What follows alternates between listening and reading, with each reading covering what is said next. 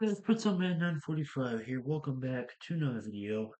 Um, in today's video, I'm gonna do something kind of different to anything I've done before, to be honest. Um,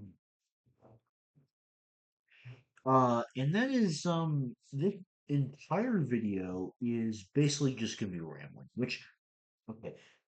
Don't click off now. I know that's not that different from what I normally do in my videos, but specifically One Piece Ram. Now, again, don't click off because I know that's also not that unique to my videos. But um, this time, what I'm gonna be doing, which is something I haven't really done before, is like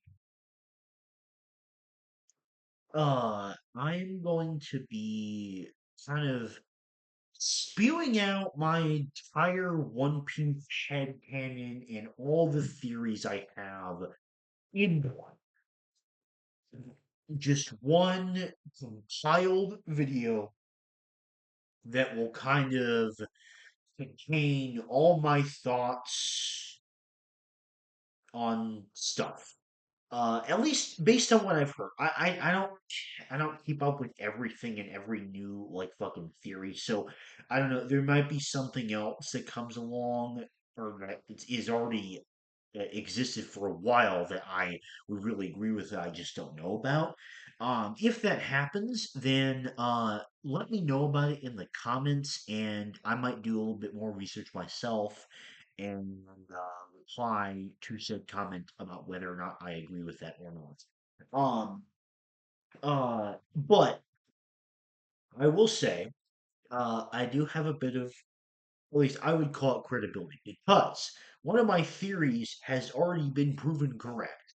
As of very recently, well, relatively recently, I would say. Because, in chapter 11, no, 1126, I believe it was like the last chapter of Egghead. Um, I had a theory ever since the Gorsei were their forms were probably introduced in like 1110. That they were like replaceable pawns of Emu, and um, I was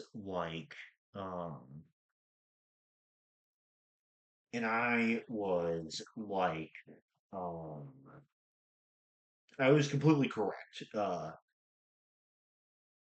Okay, I've been texting a good friend of mine I haven't talked to in a minute, so if I'm pausing the video, I'm pausing the recording a lot. That's probably why. Um, uh,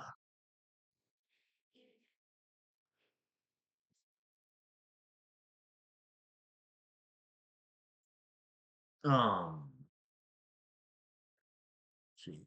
Okay, so I was correct in that. So, um, that made me have a lot of confidence in the rest of my theories. So, um, uh, honestly, what this video is gonna contain is I have like two big theories, and then I have like some other elements of my head canon that aren't exactly like full on theories, but they're just kind of things I want to blur out a bit. So, my first and most prominent theory, and this is something that I've had um basically since I watched Zoe for the first time. Now, this is all hinging on the fact that the Straw Hats do not find the fourth row poneglyph in Elbaf.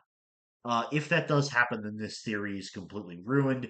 But I also, like, based on the way that Elbaf is going, I wouldn't be too surprised if that ends up happening. Just because of the fact that so far Elbaf has been extremely lore centric, and there's been a ton of crazy lore reveals. As God, look no further than the most recent chapter. Um, uh, so What my theory is that again, assuming that they do not find the fourth road poneglyph on Elbath, then what I think will happen is after the Straw Hats leave Elbath, there is going to be one more island, in between Elbath and Laugh-Tale, and this island is where the fourth road poneglyph is gonna be.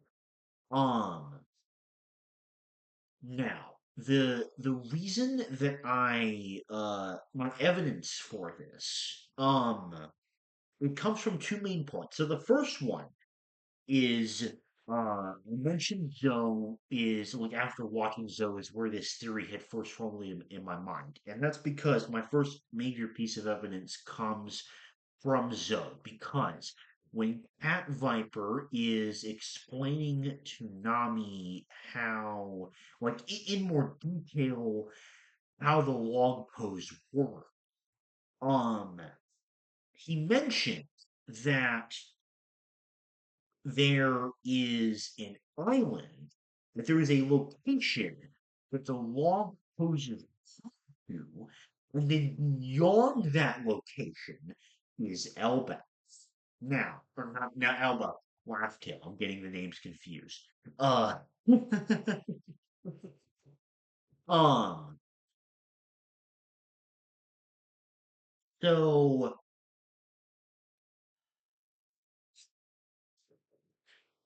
um, uh, therefore, I think that, if, and this will kind of translate into my second major piece of evidence, but like, if they follow the log pose to its very end, then I think it's logical to assume that since the rope poneglyphs point to Laugh-Tail, then um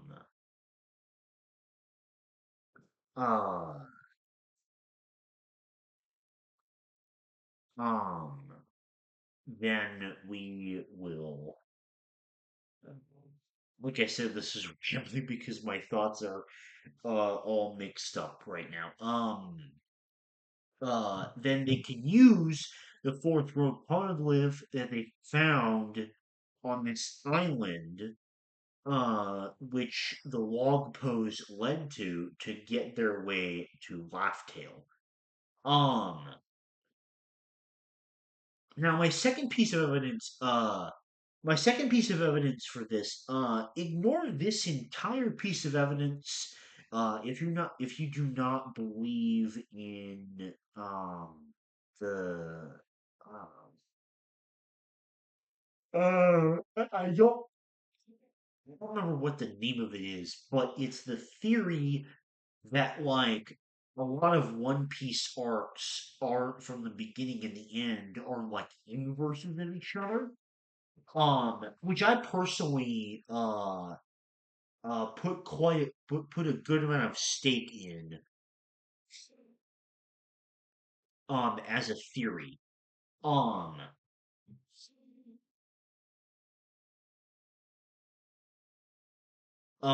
and so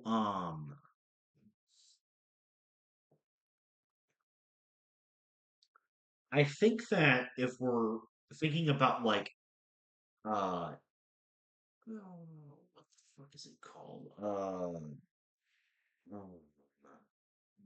like Romance Dawn is like the inverse of Romance Dawn, Fuchsia Village, whatever you want to call it. Uh, just say Fuchsia Village for simplicity's sake, because we're talking about locations here. Fuchsia Village is inherently the or like log town or whichever you want to call it, but it's the inverse of Laftek. And going off this logic, I think that Orangetown as an island could be the inverse of this final island where I think the road poneglyph is going to be. Because I think that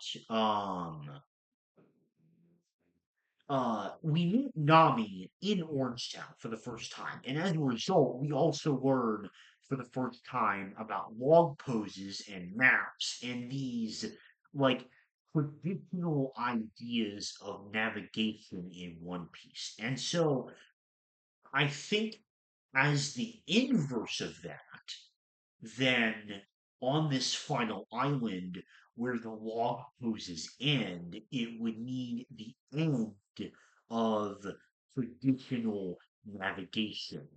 And from there, the road chronicles, which, at least in my mind, I would certainly describe as non traditional navigation in the One Piece world, will lead the end of the way to Elbaf. Now, again, that second piece of evidence is hinging on a lot, and if you don't believe in the inverse arcs theory that I was referring to, then that second piece of evidence probably holds no credibility. But at the very least, I hope that my first major piece of evidence does hold it, because honestly, in my head, and this may sound like I'm glazing myself a little bit, but I really do think it is quite a credible theory. Um, Now, um, the second theory I have is much less conclusive, and I only came up with it based on the lore drops from chapter 1138, which came out last week. Um, so, okay.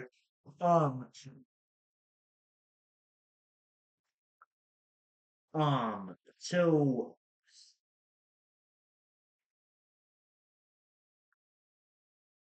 I I can't think of again losing my train of thought. So uh I really have to be looking back and forth at my phone for this because I'm trying to like uh fucking remember and oh shit, I lost it. That's great. Um okay.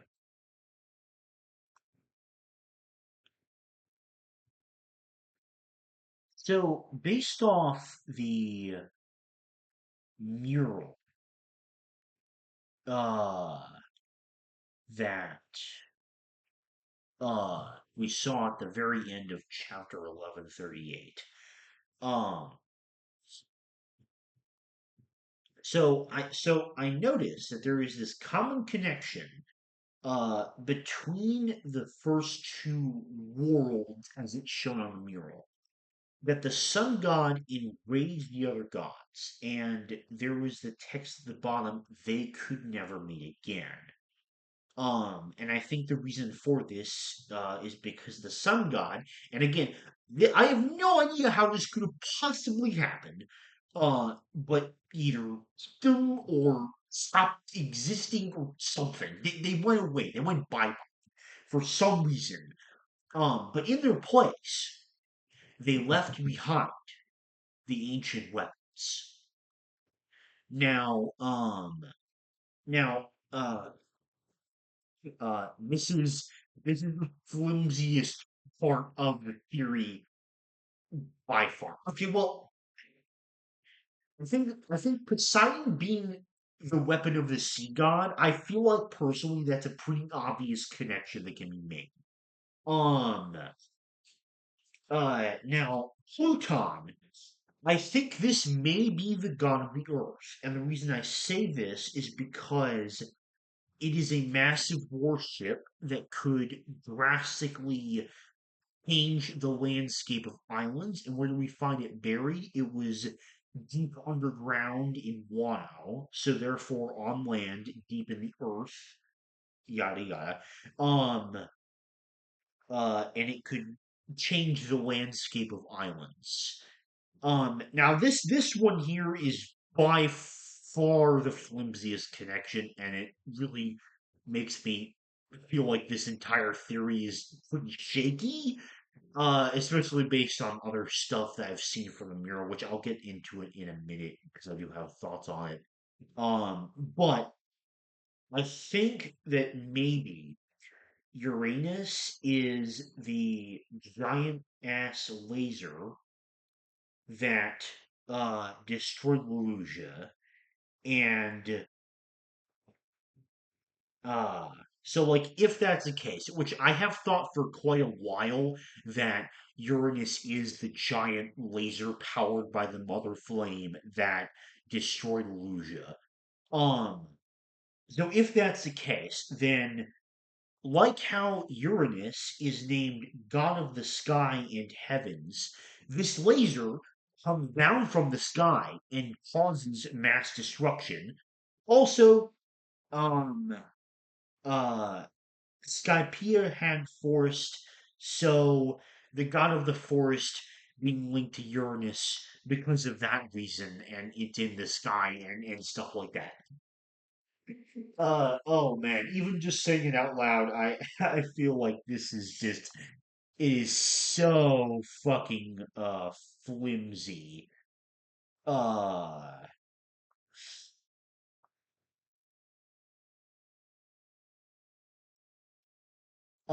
and to kind of go a little bit further in on this, I think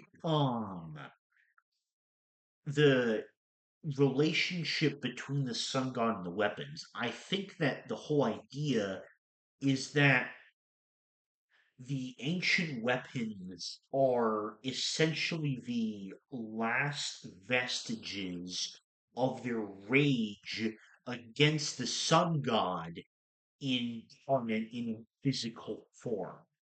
Which is why they're so powerful and deadly, is because they were literally the weapons of the gods.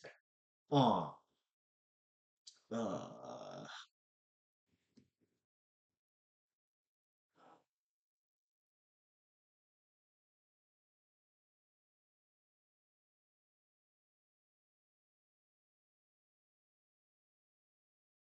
and I'm, I'm just like looking through the conversation I had with other theory heavy people in the Discord server I'm in. So that's where all these random points are coming from. But like, um, but I noticed how the sun god is mentioned in all three worlds, and so I'm thinking that like the reason that he's the only god still around is because the idea of him was more powerful than the other gods, and I think that may possibly play a reason as to how the other god went bye bye, as I alluded to earlier. Um,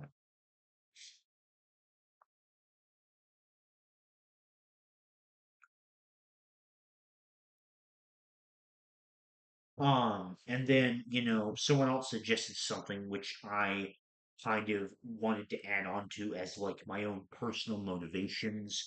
But someone else said that like um which I agree with, that the other gods were mad because Joy Boy the sun god wanted to be free and, free humans instead of actually doing his task. Just like uh the other gods have like tasks, like Poseidon controlling the sea and whatnot. Um so like I think that kind of thing could be the potential motivations for the gods. And I realize that this sounds like so fucking, if this sounds believable at all, then praise you, because um I think there's a chance it's kind of credible, but also not really. Um Now, obviously, at least from what I've seen and what the people in the Discord server I'm in with are talking about, the idea that the gods still exist as and are represented by current power players in the story. I also think that that could make way more sense, and I do have my own ideas about uh, who they could potentially be.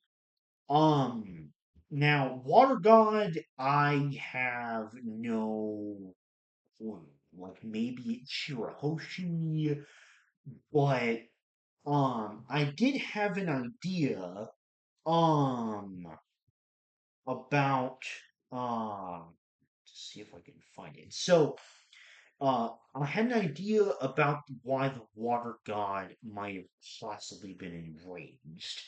Um, so in the panel, which I don't have up, I'm just going off the text that I typed into Discord here.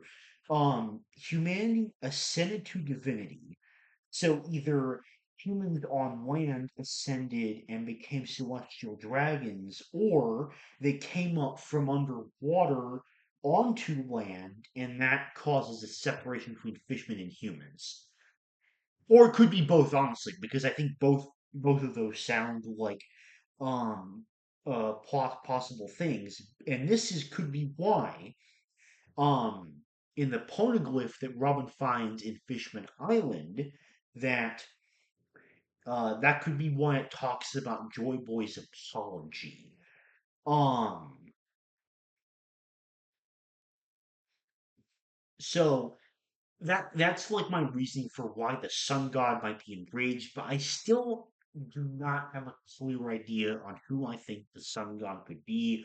I agree with a lot of popular notions that Emu is probably the forest god. I'm not going to go into evidence why because I don't really remember all the reasoning that people have given, but I agree with all of it. Luffy's obviously the sun god. Now, as for the earth god, I think that that could be Blackbeard. Now, there are several reasons I think this. The most easy one to point out is the fact that uh Blackbeard has the quake fruit, and quakes are very commonly associated with the earth. Um, now Uh, now the other the other idea I had is like, Blackbeard clearly represents a darkness. That's why he has the dark fruit. Um, but to me it makes sense because of the parallels that you can notice between them. Because the sun is opposite the earth, and light is opposite of darkness. Now, obviously, light being not specifically light because Kizaru has, his glint fruit with the light and whatnot. But I'm talking about like the idea of freedom, whiteness, brightness, purity, however you want to think about it, versus Blackbeard's darkness. It's in both ways they are inverse. Um, so and then there's another thing that someone else brought up that I also really agree with. I want to mention, and that is the fact that this person thought that like rocks could have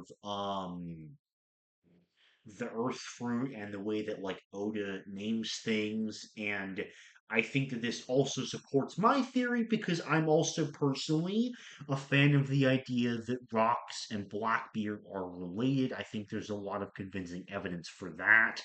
Um, so that's my stance on that. As for other things in the mural, I know there's been so many people going crazy in depth about it. I saw this one crazy image of this theorist that had like broken down each individual image in the mural, and I've seen it once, but I really don't remember all the stuff that was on it, but that was absolutely insane. The people have done that, mad props because my brain is just not big enough to like be able to process all of that out of a black and white drawing. Um, uh, so,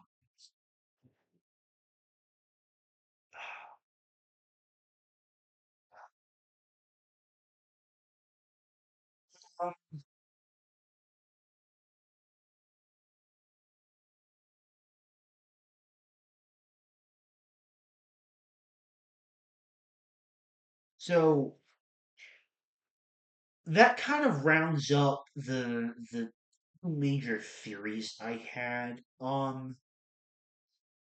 Some other things for like head canon reasons that I'll just throw out there.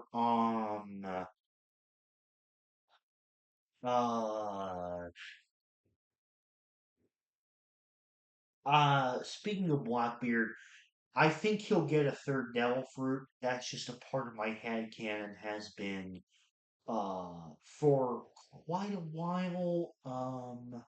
For a while I thought Joy Boy was a giant. I honestly did.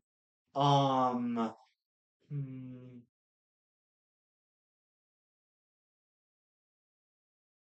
um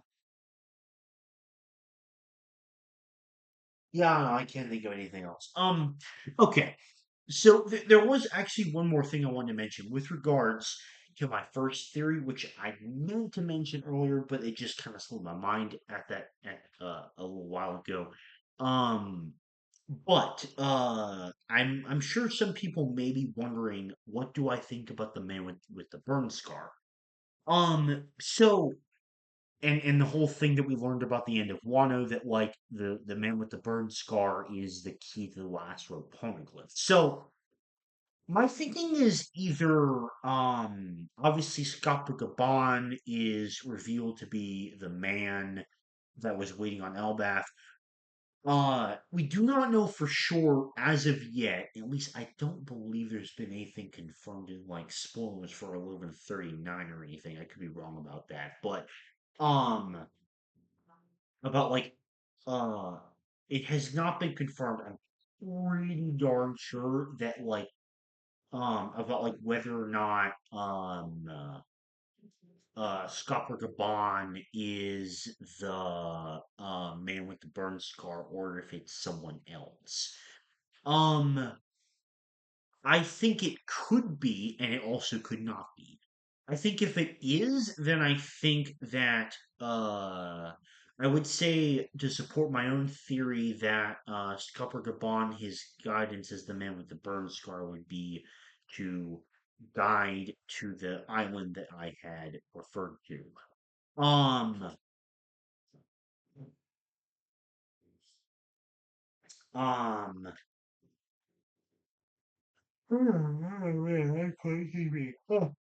um, now the other possibility is it's someone that we don't know that I can't think of, and there's probably predictions on who it could be, but I just can't think of it. But it's like someone else that actually is on the island that they find.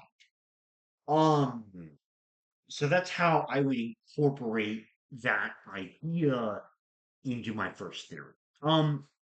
But to be honest, I think that about rounds up things. And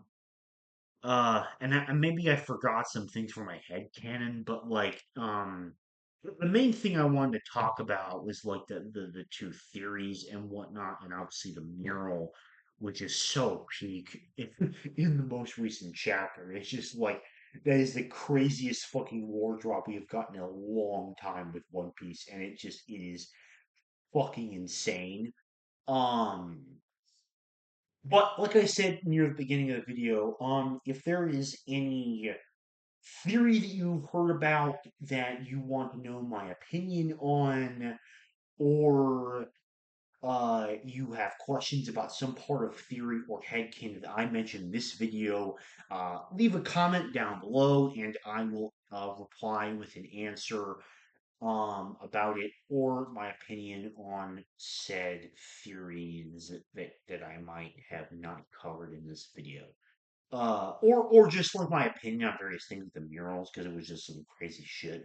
But yeah, that's gonna do it for this video. Hopefully you guys enjoyed this kind of different type of video because I don't obviously I ramble a lot, but like I haven't really talked nearly as much on this channel about like my passion for coming up with crazy One Piece theories. So yeah, that's gonna do it for this video. Thank you very much for watching, and I'll see you later. Bye.